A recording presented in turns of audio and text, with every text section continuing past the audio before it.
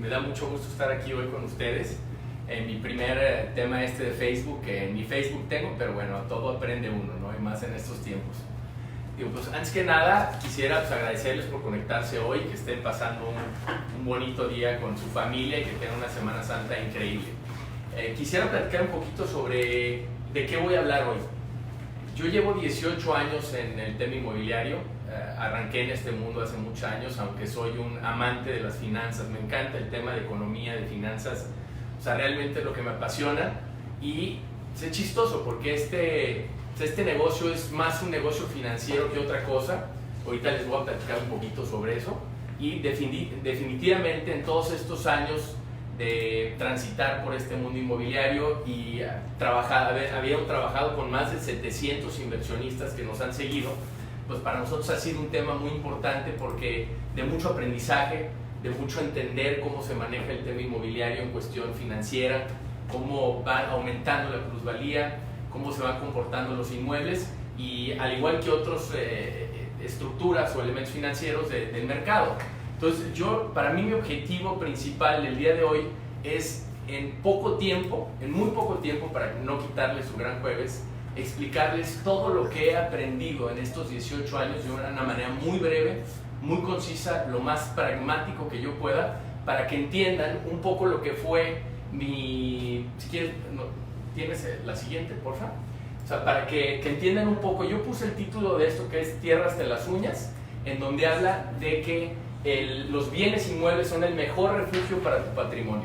Para mí, el contestar esta pregunta de por qué hago yo esa afirmación, de los bienes raíces son el mejor refugio de tu patrimonio, me voy por varias capas de lo que es el mundo patrimonial de una manera muy veloz para explicarles por qué el invertir el capital o el patrimonio familiar o de un grupo o de quien sea, de una familia o de una organización, la manera que a mediano y largo plazo, y a veces en corto también, es como mejor o más rendimientos y más seguridad le puede dar.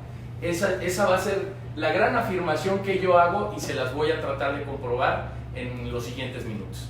Bueno, me voy a la siguiente. En todo el tema de dinero, hay dos palabras que son clave, que una es la oferta y otra es la demanda. Una es la oferta y otra es la demanda, que la oferta, todos los bienes inmuebles, todo lo que son las acciones de las empresas, lo que es las monedas, lo que es el peso, lo que es el dólar, lo que es las acciones, absolutamente todo el mundo del dinero se maneja en base a estas dos palabras, que es oferta y demanda. Y en esto yo lo que les pido es que durante esta presentación empiecen a ver por qué el tema de la oferta y la demanda se va asegurando mucho con el tema de los bienes inmuebles y por qué la plusvalía. O sea, nosotros vemos que las empresas, oye, mientras más vende una empresa, mientras menos hay de ese producto, mientras más escaso es, pues van subiendo los precios y obviamente esa empresa también va subiendo de valor. Al igual que las monedas, oye, pues todo el mundo quiere comprar dólares, entonces pues baja, y todo el mundo quiere comprar pesos, entonces suben. O sea, todo es oferta y demanda en constante movimiento en el mundo. Y pues es una ruleta rusa, es una montaña rusa en donde de repente suben los precios, bajan los precios. O sea, quieres comprar dólares, de repente crees que van a subir, bajan. Compras empresas porque creen que inviertes en bolsa, crees que está barata, de repente baja más, luego sube cuando menos esperas. O sea, es una montaña rusa, que toda esta montaña rusa va de acuerdo a la oferta y la demanda, que cuando todo es muy obvio, pues todo el mundo le mete algo, entonces pasa lo que no creían que iba a pasar. Entonces nos vamos un poquito a lo que el tema de la oferta y la demanda, cómo mueve el tema de los bienes inmuebles, y los mueve con esta palabra, que es una palabra clave, que es la plusvalía. Que la plusvalía es pues impresionante. Obviamente hemos visto en los periódicos que la plusvalía de Guadalajara ha sido de entre 170 y 450% en los últimos 10 años. O sea, hemos visto esas cifras. Mucha gente pues sigue pensando, es que es una burbuja, es que esa burbuja va a explotar. Digo, eso llevamos escuchándole, creo que 50 años más o menos, esa misma frase. Y ahorita les voy a explicar por qué la plusvalía es constante y sonante en ciudades como Querétaro y Guadalajara y en algunas ciudades del mundo, en donde les voy a explicar un poquito de manera muy pragmática de por qué lo creemos y por qué ha sucedido. Esta es la primera pregunta que voy a contestar. ¿Por qué las ciudades serán cada vez más importantes en el desarrollo económico?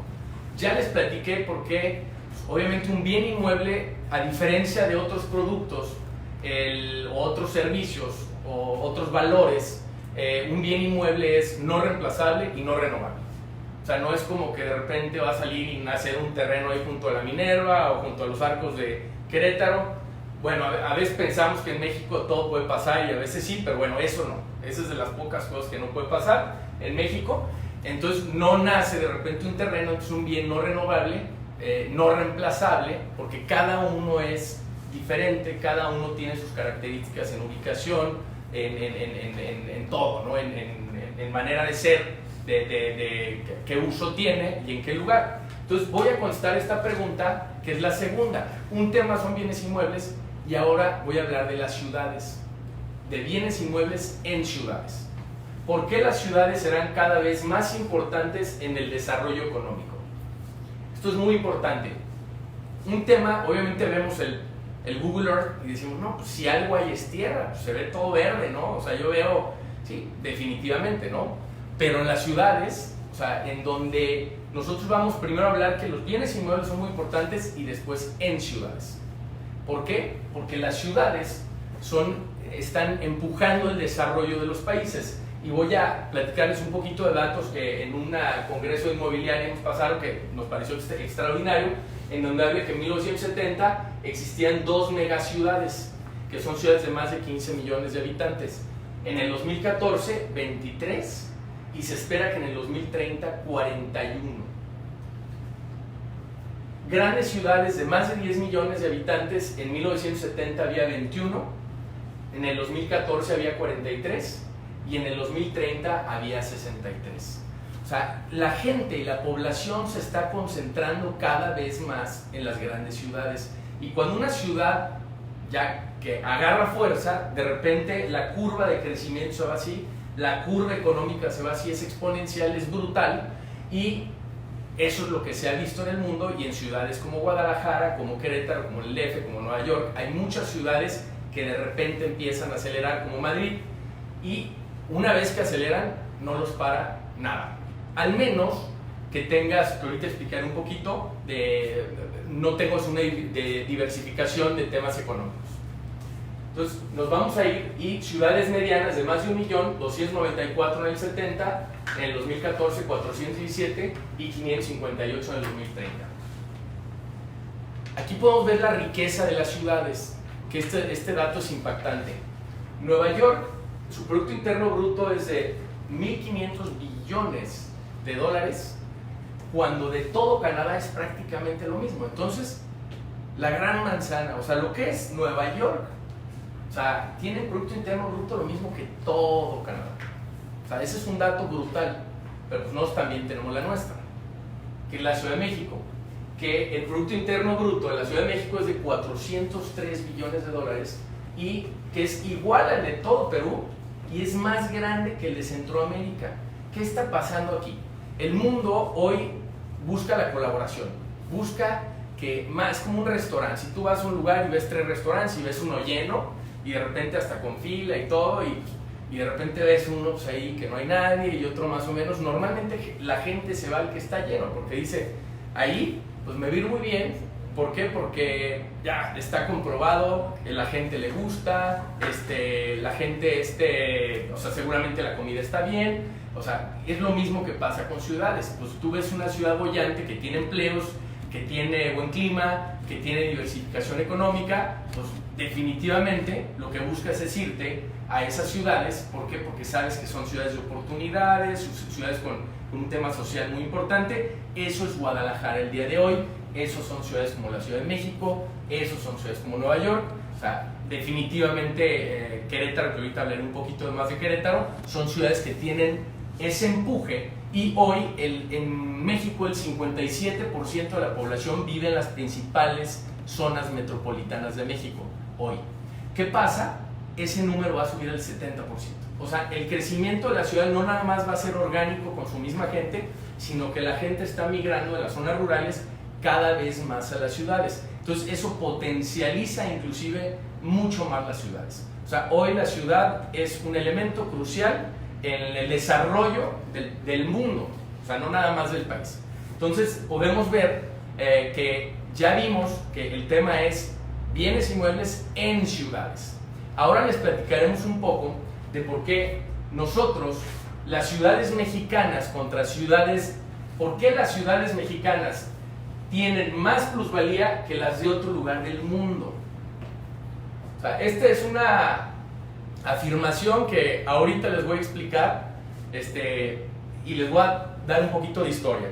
¿Por qué en la crisis del 2008 de repente en Estados Unidos los inmuebles se fueron para abajo? O sea, yo tenía un primo que tiene una casa de $500,000 en Texas y se le fue a 250.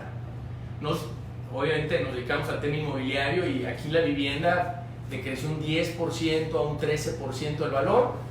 A los meses ya se había recuperado su valor original después de la crisis del 2008 y después se fue para arriba. Hoy esos inmuebles de hace 10 años a hoy pues valen 2, 3 veces más aquí en Guadalajara, cuando en Texas apenas se están recuperando. Y esa es una dinámica pues que se ve mucho en Estados Unidos.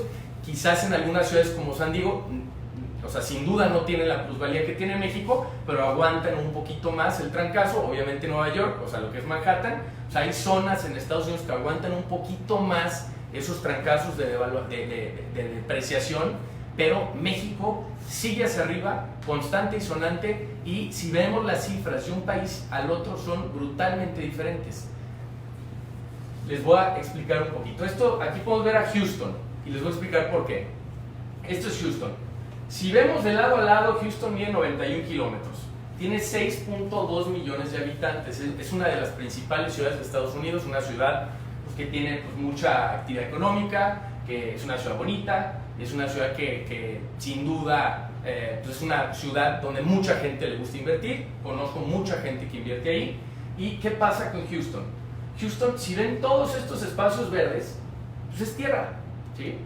Como la configuración de las ciudades en Estados Unidos es extenderlas, tienen mucho dinero para hacer infraestructura, entonces se van extendiendo hacia afuera como una telaraña, tal cual así se ven las ciudades, en donde cuando hay una crisis como la que hubo, todo el mundo compite contra todo el mundo, inclusive contra la tierra, porque hay tanta tierra, hay tantas casas, hay tanto todo, que compite con con este, porque de aquí a aquí hace 5 minutos y de aquí a aquí otros 5 minutos, entonces compites, ¿sí?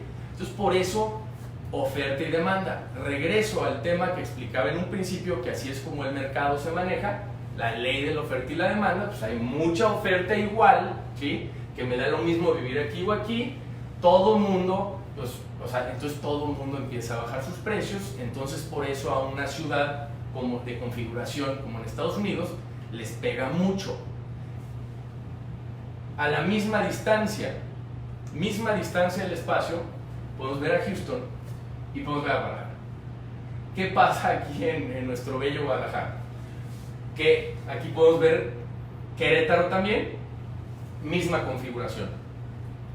¿Qué pasa? Nosotros, las ciudades hechas en la colonia, se hicieron con el formato europeo y Estados Unidos algunas están con el formato europeo, pero después creció, ese formato crece con un formato gringo por toda la lana de infraestructura, que es un estilo de urbanización completamente diferente, y aquí pues como no tenemos dinero para hacer infraestructura y simplemente seguimos con el modelo europeo suena burdo, pero pues aperrados, juntos, completamente, en donde no hay prácticamente ningún espacio verde que se ve aquí, y además sumémosle que nos metimos aquí entre dos barreras naturales impactantes, que una es la barranca de Huentitán, que aquí a la derecha pues no podemos hacer nada, ahí ya es una barda, haz de cuenta que nos pusieron, y acá otra gran barda muy agradable que es la primavera. Entonces de este lado y de este lado no podemos crecer un poquito aquí, y acá podemos ir creciendo también, que son industrial esta, y donde ha crecido es en el sur. Y obviamente se hizo un intento de crecer más hacia las afueras, fue el ejemplo de Tlajomulco, en donde como no existe la infraestructura, ni el capital, ni nada para llevar servicios de escuelas, de recoger basura, servicios de seguridad, más una vialidad adecuada para llegar a las fuentes de empleo, pues por eso hay mucha casa abandonada ahí, y ya se vio que Guadalajara no puede crecer más hacia afuera, tiene que crecer hacia arriba. Si comparamos, bueno, aquí podemos ver la comparación. Este es Guadalajara en 1990, aquí está la mancha urbana, aquí se ve, y este es en el 2020.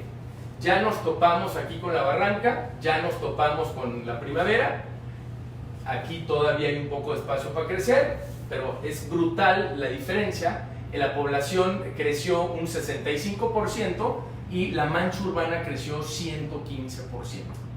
Se espera que para el 2050 crezcamos un 75%, nos vamos a ir de 5,5, nos vamos a ir casi a 9 millones de habitantes para el 2050, que es brutal, nos mete 4 millones de personas más en este mismo espacio. Te tienes que ir para arriba, o sea, tiene que ser vertical forzosamente la ciudad, y pues tenemos el ejemplo claro de las ciudades que se han verticalizado, que los inmuebles se van al cielo en valor. Y eso no es que va a pasar o no, no podemos ser la única ciudad en donde no pase. O sea, eso es, los ríos tienen que correr y va a pasar. Y aquí vemos Querétaro, vean la mancha urbana y vean lo impresionante que creció Querétaro, que Querétaro sin duda tiene un tema que todo el mundo, llevamos 15 años nosotros desarrollando en Querétaro, y siempre es una burbuja, es que cómo es posible que crezca a esos ritmos tan acelerados, totalmente rompe todas las barreras de todos los números de todo el país. Querétaro tiene un tema muy especial que no tiene casi ninguna ciudad, que es el hijo chiquito, el vecino, el patio trasero del DF y de lo que es Estado de México, en donde está el 30% del Producto Interno Bruto del país. O sea, ahí está. Entonces, prácticamente el crecimiento es tan fuera completamente de los rangos. ¿Por qué? Porque tienes pegado a un vecino súper rico, ¿sí? Y con muchísimo potencial. Aquí podemos ver el crecimiento poblacional de Guadalajara, como de 3 se fue a 5, ahorita ya somos 5,5 en el 2020. Esto es muy importante. Este es nuestro principal activo como país y como estado, tanto en Querétaro como Jalisco. Les voy a dar unas cifras. El 50% de la población en México aproximadamente tiene 25 años o menos. 25 años o menos. Solamente el 11% tiene arriba de 60. O sea, ese es un dato impresionante para lo que es este país, que ese es obviamente un catalizador de todo, ¿no? Pues obviamente de bebés, de compra de inmuebles, de desarrollo económico. Es impresionante la demografía que tenemos en este país. Jalisco inclusive tiene un poco más jóvenes inclusive que el resto de la república. Aquí podemos ver cómo se dividen las edades. O sea, aquí está a 25, todos estos son menores a 25 años, todos estos. O sea, es un dato muy importante, muy relevante, que aquí es donde lo comparo contra Europa. Porque ustedes dicen, a ver, ya me explicó que la configuración de la ciudad, a diferencia de las de Estados Unidos, la configuración en México pues es tipo europeo. Debe pasar lo mismo en Europa. No. Por esto. ¿Por qué esta está invertida en Europa? Invertida. O sea, les doy un dato. Italia, el otro día revisar por todo el tema que está pasando los datos. En Italia, arriba de 60 años es el 27% de la población. Abajo de 25 abajo es el 17 contra el 50. O sea, es una diferencia brutal. O sea, brutal. ¿Qué pasa? Pues cuando tú tienes un continente que tiene un decremento en la población y vamos pensando que tú tienes 50 casas y de repente tienes 49 y tienes 49 personas y las mismas 50 y luego tienes 48 y las mismas 50 casas, pues obviamente eso no ayuda mucho a la plusvalía. Tienes ejemplos, tienes ciudades muy específicas como Madrid, que no es una ciudad, es una ciudad del mundo ya, que sí plusvaliza, que sí tiene cierta, o sea, que tiene mucha actividad económica, que tiene mucho tema educativo, que obviamente eso le permite, al ser una ciudad del mundo ya, poder seguir plusvalizando, pero son las menos. En general, digo, pues hay pueblos en Italia que te regalan casas, con tal de que te vas a vivir ahí. ¿Por qué? Porque hay menos gente para más. Entonces, si lo vemos en México, tenemos la estructura de las ciudades y tenemos la demografía ideal para lograr esto. Y mismo caso, aquí viene Querétaro, es el estado, que la mitad es como 1.2 en la ciudad de Querétaro, que es la mayor parte de la gente del estado, y mismo caso demográfico, en donde todo está concentrado en la juventud, que eso pues genera un impacto brutal para la economía y para el desarrollo y la plusvalía.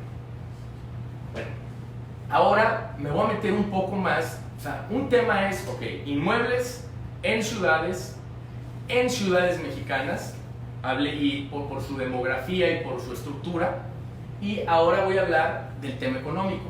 ¿Por qué en Kiva nosotros estamos completamente casados con Guadalajara y Querétaro? ¿Y por qué estas ciudades son clave para invertir? Voy a dar un poco de datos, pero obviamente siempre estas dos ciudades han estado en la lista de ciudades potenciales de acuerdo a TINSA, siempre. O sea, por su estructura económica, por su diversificación en temas económicos, por una bola de cosas, y también son polos siempre de desarrollo del país, así como es Tijuana, es Monterrey, obviamente el Bajío y el centro del país tiene un empuje fuertísimo, al igual que lo que es Ribera Maya y Mérida. Realmente son los polos principales de desarrollo inmobiliario y económico del país. Jalisco tiene una gran ventaja, que la estructura económica que posee es diversificada, que tiene un fuerte liderazgo en agroindustria, en tecnologías de información. Somos el Silicon Valley de México, en construcción, farmacéutica, autopartes, turismo, diseño, modas e industrias creativas. ¿Qué pasa con esto? Obviamente muchas de estas industrias, que si hay devaluación, que si no, que si lo exportan todo, o sea, somos un estado muy exportador, es más, les va mejor a lo que les iba a veces en situaciones adversas. Tenemos esa diversificación, no dependemos de una sola cosa. Conocemos casos como la ciudad de Detroit, que dependía completamente del tema automotriz, era una ciudad mucho más grande y fuerte económicamente que Nueva York, lo rebasaron por la derecha, porque dependía de una industria. Eso le pasa a nuestras ciudades del norte, a varias de las ciudades del norte que son maquiladoras, nada más depende de su actividad económica de eso, y otras ciudades o estados que dependen de recursos naturales, pero Jalisco tiene todo, y además, sin duda, o sea, tendríamos el aeropuerto más bonito de Latinoamérica aquí. O sea, ya se anunció que se va el doble, esto empuja todavía mucho más, o sea, nos estamos protegiendo, o sea, estamos mucho más blindados que los demás. Por eso, nuestro Producto Interno Bruto es 4 veces lo del promedio nacional.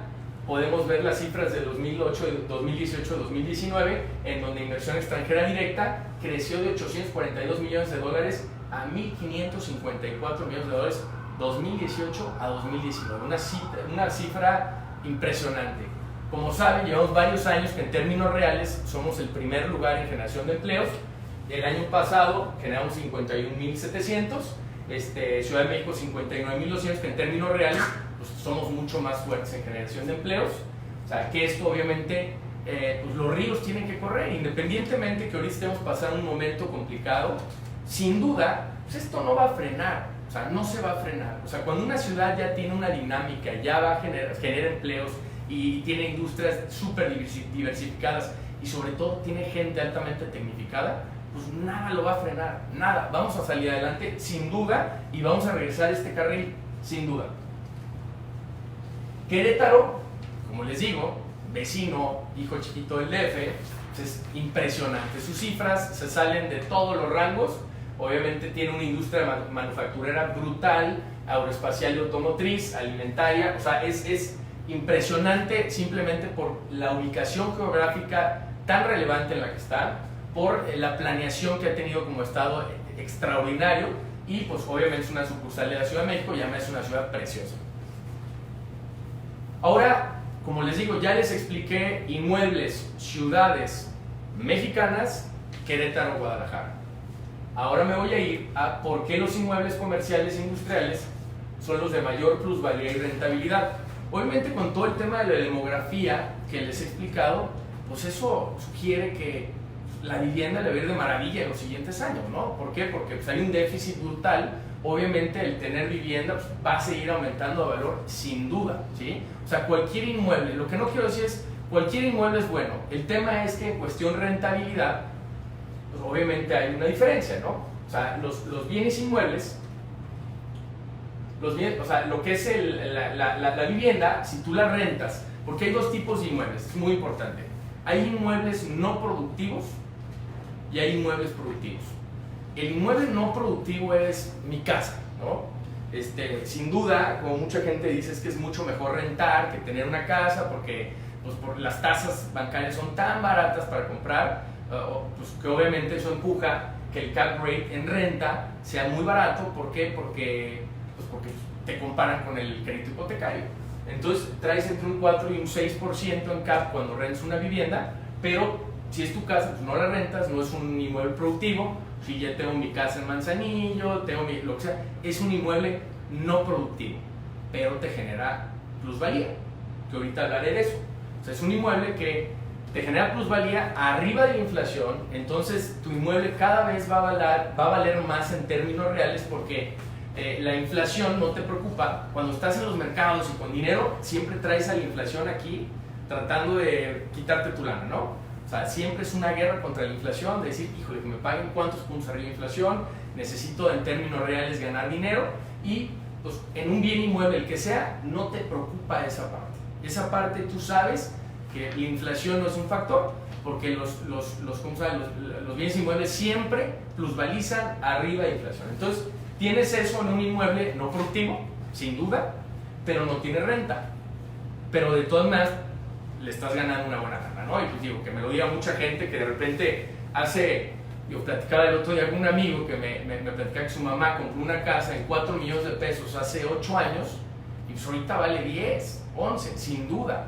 Y pues veámoslo, los terrenos, por ejemplo, de todo lo que es acueducto, zona real, pues valían por 3 millones de pesos, te podías comprar un gran terreno de 500 metros.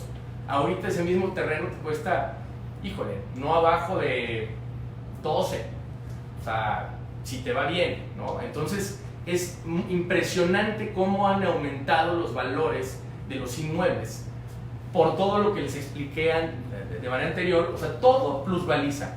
El tema es que los inmuebles comerciales, sí, que es lo que es oficinas, comercio e industriales, obviamente dan mucho más rentabilidad porque no compites contra el crédito bancario con la tasa baja. Entonces, pues, o sea, nadie puede comprar a crédito un inmueble comercial o un inmueble. Entonces, como no existe eso, no compites contra esos cap rates como en la vivienda, entonces tienes oportunidad de tener una renta más alta. Y como son inmuebles pues, menos reemplazables, porque por cada 100 inmuebles para vivienda o terrenos, pues hay uno para comercial. O sea, hay mucho menos de ese tipo de inmuebles. Tienen que estar en avenidas principales, tienen que estar en esquinas, o sea, tienen que tener temas muy específicos donde hay muy pocos. Entonces, sin duda, plusvalizan más porque son menos reemplazables. Oferta y demanda. Entonces, ¿qué pasa? Pues muchas veces, aunque no te dé renta el inmueble, estás ganando un dineral.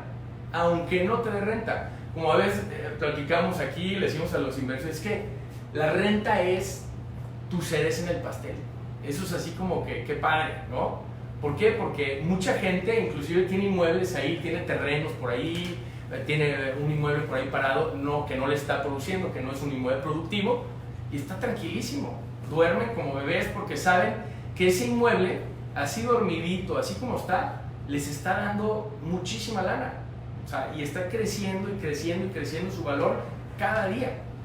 Y arriba de inflación, ¿sí? Y a veces las plusvalías son brutales. O sea, de repente terrenos que les costaron 1 millón de pesos. O sea, nos hemos firmado operaciones de compra de terrenos que, híjole, 30 millones de pesos. Si ves el valor de compra, dices, no puede ser, ¿sí?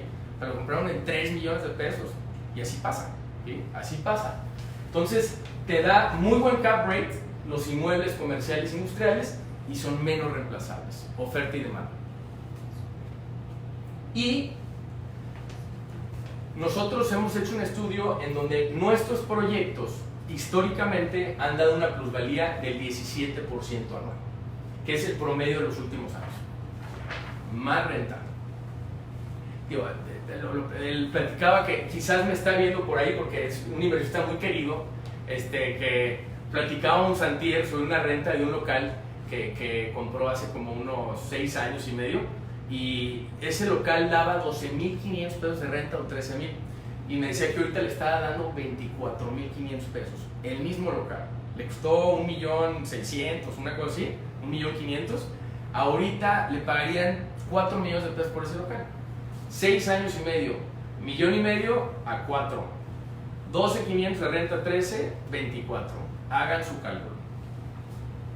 Digo, yo no tengo calculadora aquí. El 50%. ¿Por qué invertir en proyectos de Kiva? Ahora, número 1, porque tenemos experiencia. Tenemos 17 proyectos en operación en Guadalajara, 6 proyectos en construcción y 10 proyectos en planeación. Tenemos experiencia, todos están operando, todos son exitosos. En Querétaro tenemos 5 proyectos en operación, 2 proyectos en construcción y 1 proyecto en planeación. Estamos especializados en estas 2 ciudades, conocemos las dinámicas y conocemos el tema de la gestión. Estos son algunos proyectos que tenemos terminados. O sea, no estamos intentando hacer algo, no estamos experimentando, no seguimos aprendiendo todos los días, pero ya pues, hemos aprendido mucho a través de temas pues, que hemos ido ajustando sin duda. Pero bueno, esta es la experiencia que tiene el grupo. Y número 2, tenemos el respaldo de marcas. O sea, tenemos la especialización en estas 2 ciudades, la gente de desarrollo y de expansión de estas marcas está muy cercana a nosotros, tenemos experiencias increíbles con ellos y sin duda, tanto las marcas locales como las marcas nacionales o algunas internacionales nos siguen ya en nuestros proyectos, podemos prerentarlos, podemos validar las ubicaciones con ellos desde mucho antes, tenemos ya una relación de mucha fortaleza con ellos que esto nos catapulta y sin duda nos afianza nuestros proyectos de una manera muy importante. Bueno, esta gráfica decidí ponerla porque yo llevo 18 años trabajando con inversionistas. Yo que todos los días hablo con alguno, todos los días. Tanto gente que no invierte aquí como gente que invierte aquí. Y la verdad es que les he aprendido muchísimo, muchísimo. O sea, es impresionante lo que les he aprendido de las buenas que han cometido, de las malas. Me han dado muchísimos consejos. Mucho de lo que hemos aprendido o de lo que presenté aquí, pues obviamente no es solamente ese aprendizaje que he logrado a través de ellos, sin duda. Y yo quiero comentar algo que me ha causado muchísimo interés en todos estos años, de cómo, y le llamé los peores enemigos de un inversionista. Y los voy a explicar. Uno es el miedo y otro es la avaricia, que este es peligrosísimo, peligrosísimo. Y lo he visto y lo sigo viendo y lo sigo viendo todos los días. Por ejemplo, el tema del miedo. ¿Qué pasa si yo quiero jugar encantados ahorita, no? Quiero jugar encantados, no me quiero mover y digo, no voy a moverme, ¿por qué? Porque, híjole, no quiero cometer ningún error. Y tengo 10 millones de pesos en el banco, ¿no? En pesos. ¿Qué me va a pasar? Híjole, hay un relojito de arena ahí que me va a estar, la inflación se espera que este año sea del 8, la real, o sea, y se va a medio contener por el tema de la gasolina, pero va a ser mayor la real. Si yo tengo 10 millones de pesos en el banco, ahorita está el relojito de arena haciéndomelos en 9, en 8, más si le sumo que la moneda está devaluada, que no sabemos dónde va a quedar ahorita, pues voy a perder más, ¿no? O sea, en términos reales voy a perder más porque eso va a empujar un poquito ahí o sea, le va a dar menos valor adquisitivo a mi dinero. Entonces, si juegas encantados, ¿sí? ¿Qué te va a pasar? Pues vas a perder dinero, estás perdiendo dinero ahorita, sin duda, ¿sí? Que obviamente es peligrosísimo porque de repente tienes 10 millones de pesos y nada más pensemos en cuánto eran 3 millones de pesos y para qué te alcanzaba hace 10 años y para qué te alcanzaba. O sea, son 2 cosas completamente diferentes. Te podías comprar un terreno muy bueno, hoy no, es para el enganche, te alcanza tal cual para el enganche, ¿no? Del 30%. Pero este es más peligroso. Este es más peligroso. ¿Por qué? Porque todos, absolutamente todos, tenemos un sentimiento, nos encanta el rush. O sea, nos encanta el rush, nos encanta ser vencedores, nos encanta ser el que hizo el gran negocio y platicarle al compadre. Y pues estar sentado en una mesa de blackjack o de ruleta, sin duda. Entonces, todo el tiempo con ese dinero, con ese excedente, estamos en esa mesa del casino. ¿Por qué? Porque queremos ser vencedores, nos gusta el rush y es, a ver, ahorita, yo creo que mira, o sea, ejemplos, ¿no? Va a entrar Trump, yo no quiero ventanear, pero tuvimos varios inversionistas que estaba 21-40 cuando entra Trump al poder y todo el mundo creíamos que si iba a ir a 24, entonces ahí va todo el mundo a cambiar a dólares, ¿no? Todo el mundo a cambiar, no, voy a hacer un negociazo, le voy a ganar un 15% en un mes, porque todos dicen que va a subir a 24 y de repente baja a 18. Ahí fue, ¿sí? Y se mantiene hasta hace un mes y medio, durante 2 años, en un promedio de 19. Cuando la mayor parte de la gente lo compraron a 21 y tantos, en esa época en donde ahí van todos para allá, ¿no? O sea, porque es así como en manada, ahí se van todos, ¿no? Y todavía que si se fija en 24, que ahorita veía y bajó a 23.50, pero si se fija 24, porque luego creemos que va a subir y baja, y luego creemos que va a bajar, es como las chicas del tiempo, ¿no? O sea, que hay que ver qué dicen para hacer lo contrario, ¿no? El tema es que, aunque se quede en 24, ¿qué va a pasar? Pues tuviste un 5.8% de rendimiento en 2 años, o sea, anual. O sea, eso es lo que pasó, aunque se quede en 24. Obviamente, o sea, si compraste en ese momento. Si no, pues si baja, porque platicaba con un financiero también esta semana y le preguntaba ¿dónde crees que va a estar el dólar? ¿No? Y estaban 2 en la llamada y uno decía 26 y el otro decía 21. O sea, y como si supieran, o sea, a mí me da mucha risa porque lo dicen con una autoridad, ¿sí? Y la verdad es que pues, nunca pasa lo que te dicen, porque nadie puede saber. O sea, la economía es una ciencia sumamente inexacta. Entonces, esa gente está en los mercados y ahorita, está bajísima la bolsa, lo voy a meter ahorita y a ver qué pasa. Y luego, es que bajó más, ¿no? Y lo empieza a subir y se quieren seguir quedando ahí y se engolosinan un poquito más, baja otra vez y, híjole, no, sí, es que mira, lo que gané, pues ya lo perdí, pero mira, ahí sigo, ¿sí? Y no perdí. Y es una ruleta rusa que nos encanta ese rush. Queremos ganancias rápidas. O sea, nos emociona eso.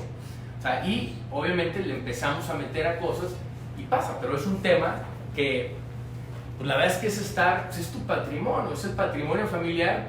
Y sí, el ego es importante, sin duda, el rush es importantísimo, pero luego ves a la gente que toda la vida ha tenido sus inmuebles y los renta y viven tan tranquilos. O sea, protegen su lana, o sea, de una manera impresionante, y por eso hablaba de tierra hasta las uñas. O sea, ¿por qué? Porque entre todo esto, si tú vas tratando de ganar y estás sentado en esa mesa de blackjack, sí, de repente, de que vas a tener más emociones que con los bienes inmuebles, sin duda, porque los bienes inmuebles los ves ahí, de repente, ¿cuánto vale ya? Me costó 2 millones de pesos. Vale 2,5, poco vale 2,5 ya. Oye, ¿ahora cuánto vale? No, pues 3. Entonces, pues obviamente no es un tema tan, o sea, no es tan divertido como estar ganando y perdiendo y haciendo y todo. No, pero la posibilidad de equivocarte pues es nula. Y en lo otro, con una que pierdas, con esa tienes. Con una, porque estás todo el tiempo en esa mesa, todo el tiempo. Entonces, este es un resumen, como les digo, bienes inmuebles no renovables, no reemplazables. Aquí va bajando el riesgo mientras más nos vamos acercando hacia allá y va subiendo la plusvalía, que es bienes inmuebles no renovables, no reemplazables. Ciudades, potencial y desarrollo. Ciudades mexicanas, no nada más cualquier ciudad, configuración de la ciudad y demografía. Guadalajara y Querétaro, liderazgo económico. Se va bajando el gap del riesgo. Inmuebles productivos, comerciales, industriales. No digo que los dos no sean buenos, son extraordinarios y todo el mundo le digo bien con esos, ¿sí? Pero pues, estos te dan más renta fija y más plusvalía. y experiencia desarrolladora, porque, ok, voy a invertir en Guadalajara, en ciudades mexicanas, pero ¿con quién? Con alguien que lo sepa hacer, que aquí pues este es mi anuncio, porque si no me corren. Y número 2, casos de éxito. Pues ya hay casos de éxito, o sea, tenemos muchos casos de éxito de muy buenas rentabilidades, que sin duda, pues obviamente, pues los vamos a seguir repitiendo. Y en todos estos años, pues yo he aprendido mucho, obviamente de las buenas y de las malas de muchos de los inversionistas y nuestras. Obviamente he visto muchos ejemplos de inversiones, por ejemplo un inversionista que digo nada más, Juan se llama, pero hace muchos años fue de mis grandes enseñanzas, yo creo que en este negocio, que él me decía, es que Fer, yo he perdido, en la crisis del 94 me fue, pero terrible, perdí todo, perdí mi negocio, tuve que volver a empezar de cero, perdí en la bolsa, le invertí a esto, me invitaron a un negocio de una mina que en teoría tiene una concesión de no sé qué, pelas, ¿sí? Pero mis bienes inmuebles me han mantenido rico. O sea, mi riqueza la he resguardado. O sea, mi seguro de mis bienes inmuebles me ha protegido todo lo demás. Lo tenemos frente a nuestros ojos. O sea, nosotros, todo el mundo conocemos gente y familias que tuvieron grandes emporios, grandes empresas que hoy son inexistentes completamente, y vemos esas personas que ya no tienen eso, pero algún antepasado de ellos decidió en algún momento invertir en bienes inmuebles y de eso viven hoy, de sus rentas, de eso.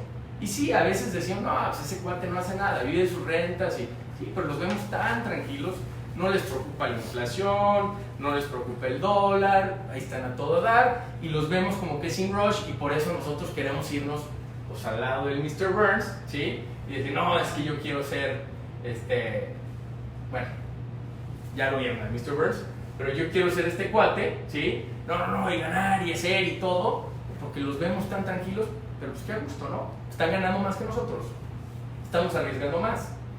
En el tema de los bienes inmuebles también no aplica el tema de recuperación de inversión. Todo el mundo cuando lo invitas a un negocio es, ¿en cuánto tiempo recupero mi inversión? No, pues traes 4 años, 3 años, si bien nos va, el 75% de las empresas no sobreviven los primeros 5 años, pero pues, híjole, ves el rush de que quiero hacer el negocio y recuperar en 3 años. Aquí no tienes la bronca de recuperar. Nos han preguntado, oye, pero pues es que a ese CAP del 8-9 recuperas el año 9, 10 años, y con toda inflación en 7 años. No. Aquí lo recuperas en el primer segundo. Aquí no estás arriesgando tu patrimonio en un restaurante o en algo que a ver si te va bien, y en donde si no te va bien, de esos 10 millones de pesos que invertiste vas a recuperar uno si bien te va, ¿sí? De activos. Aquí, el día 1, estás arriba del mar ganando, es pura ganancia. Entonces, aunque inviertas en un negocio que creas que te puede dar, si te ganas un 25% anual desde el primer año sobre inversión, estás acá hasta abajo, ¿sí? Y aquí empiezas aquí. Para que te alcance, te alcanza. No te alcanza. Es dificilísimo que te alcance. Al menos que sea un garbanzo libre ese negocio. Y, bueno, otra vez, son proyectos que tenemos industriales en Guadalajara, comerciales mixtos en Querétaro y en Guadalajara. O sea, yo lo único que les quiero pedir es, pues levántense de esa mesa del casino o desencántense, ¿sí? Y pues háblenos. ¿Por qué? Porque sin duda nos encantaría tenerlos en nuestros proyectos. Algún día se lo van a agradecer a ustedes mismos. Todo mundo, nadie se arrepiente de haber comprado un inmueble, nadie. Casi todo el mundo se arrepiente de haberlo vendido. Muchas gracias. Que Dios los bendiga.